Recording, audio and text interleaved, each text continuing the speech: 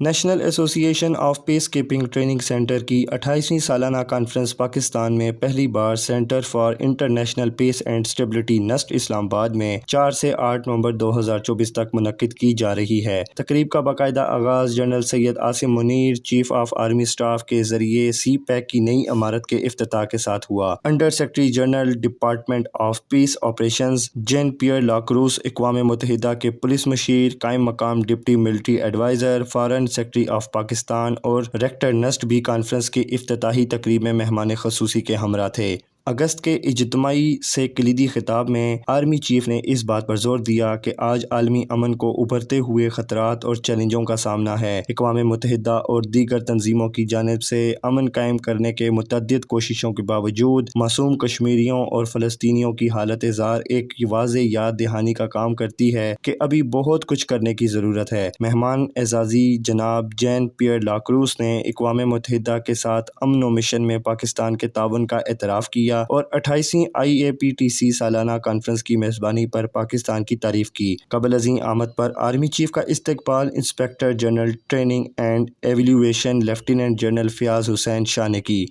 محمد علی Mirza, DMTV، اسلام آباد۔